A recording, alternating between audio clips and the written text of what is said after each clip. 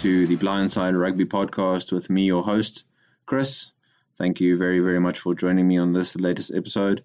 I hope you've all had a good week so far and that you're looking forward to the weekend and all this weekend's coming rugby. It should be really, really exciting. The final round of the Rugby Championship. The Springboks can clinch the title for the first time since 2009 if they win with a bonus point against Argentina in Argentina. So a difficult game for them, their final game, but if they win with that bonus point, they'll seal the title.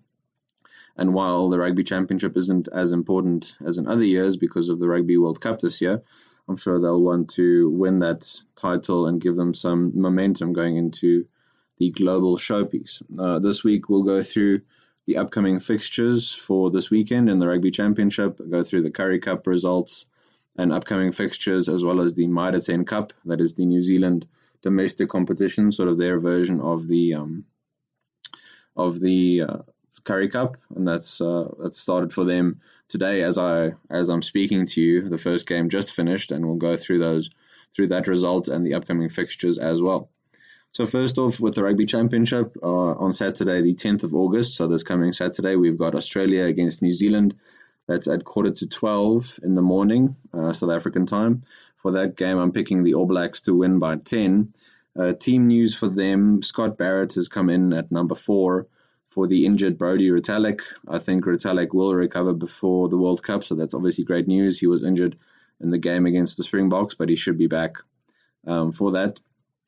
And then, interestingly, in the back row, we've got reshuffling again.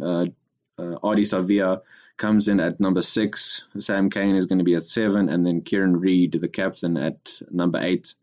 So, interesting reshuffling again by Coach Steve Hansen. He's really trying out different combinations before the World Cup.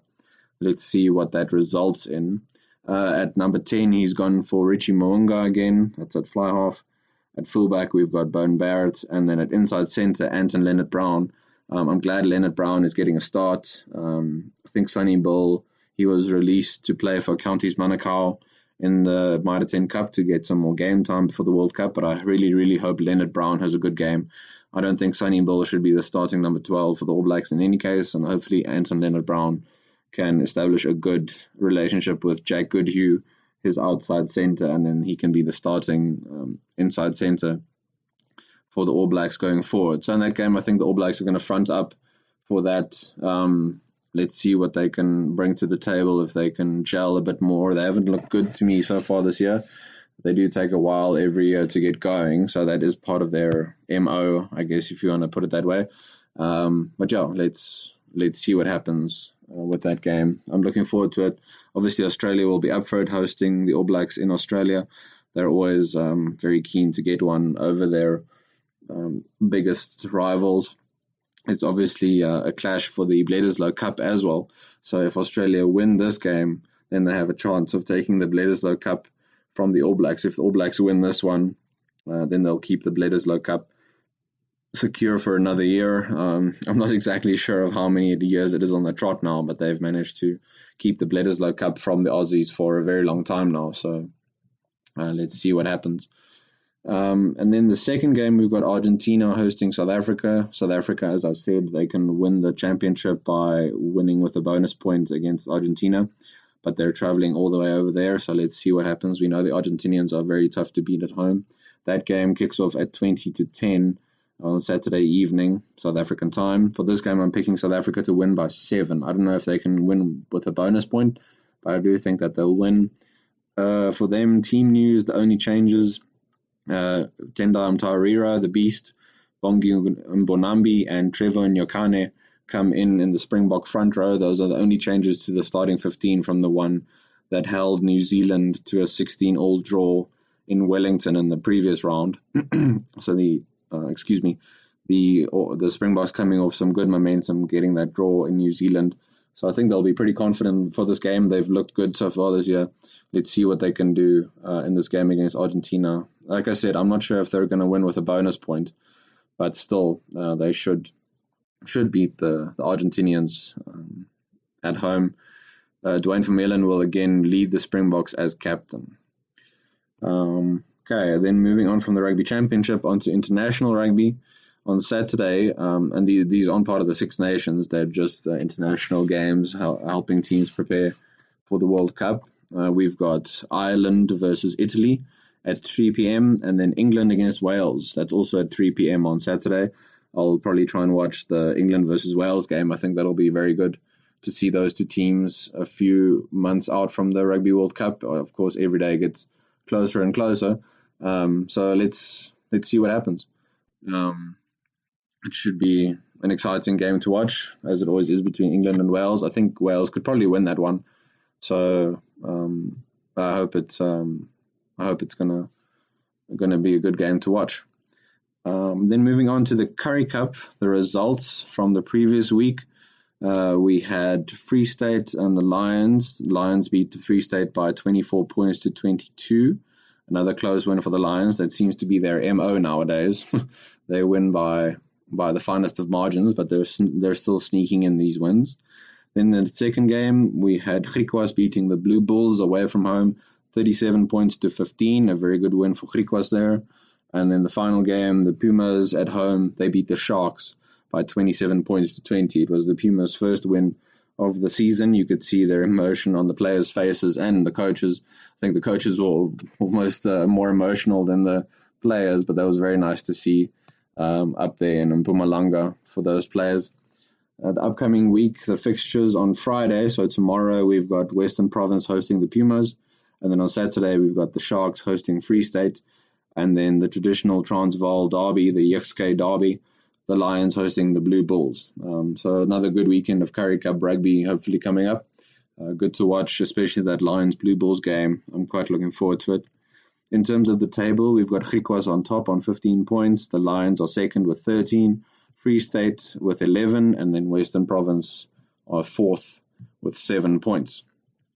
Then in the Mitre 10 Cup, so that's New Zealand's version of the Currie Cup, earlier today, we saw the first game between Southland and Northland, and in that game, Northland beat Southland by 27 points to 17.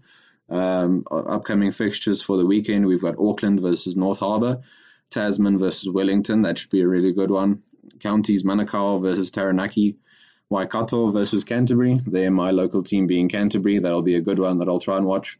And also there, Waikato, they always get up for these games, so that should be really, really good. Then we've got Bay of Plenty against Otago, and then finally Manawatu versus Hawke's Bay.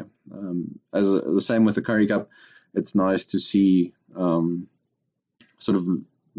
who are maybe on the fringes of the All Blacks trying to stake their claim. Obviously, it's too late now for anyone, I think, to get selected into the All Blacks or the Springboks for that matter if they play very well in the Currie Cup. But it's still nice to see the talent on offer, see who might be coming out in a few years' time. Let's see what's going on in the few weeks and months going forward with new players coming into these different sides. For schoolboy rugby this week, we had the Paarl Derby. This is viewed as the biggest schoolboys rugby match in the world. Paarl Gym, they erased 4 years of heartache when they beat bitter rivals Paarl Boys High by 18 points to 17. For those of you who watched, maybe just go now and watch some highlights if you didn't watch the game live. The size of the crowds that rock up for these games between the two Paarl schools is very, very impressive. It's quite crazy when you think about it, when you look at the low attendance rates at Currie Cup and international rugby games. That's obviously sad. But people, parents, so local supporters, local communities, they're all rocking up for these schoolboy games, which is very nice to see. And of course, these schoolboys, hopefully one day they can play for their respective provinces. And hopefully they're the international side, the Springboks one day. But a very close game, very tight game, very nerve-wracking to watch, I'm sure, for the different parents of the different boys in their respective schools. But at the end of the day, we had a close winner, that being Paarl Gym.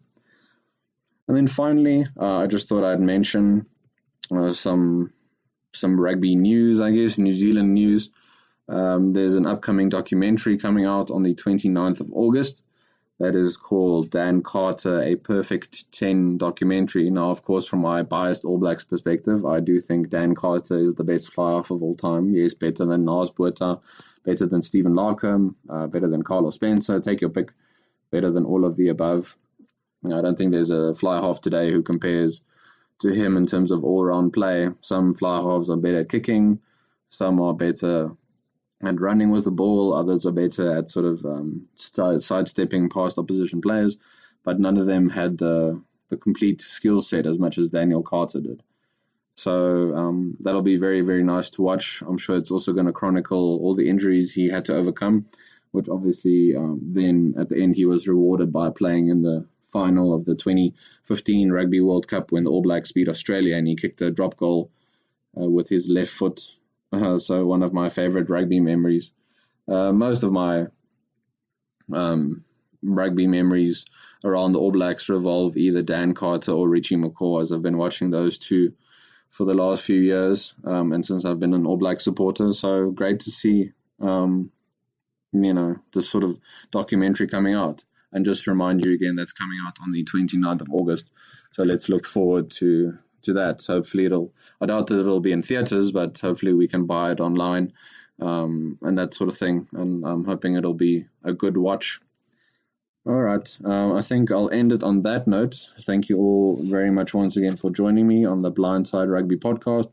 I hope you have a good weekend ahead. Please try and watch as much rugby as you can. Obviously, as I mentioned, the final round of the Rugby Championship for all you Springbok supporters, I'm sure you'll be watching both games, hoping that Australia beats the All Blacks and that South Africa can beat the Pumas. Even if the All Blacks beat Australia, if they don't get a bonus point, I think then if South Africa beats Argentina with a bonus point, so that's with 4 tries or more, they'll clinch the championship. So some exciting games to look forward to this weekend. As I said, I'll chat to you again next week. I hope you have a good weekend ahead. And I'll talk to you again soon.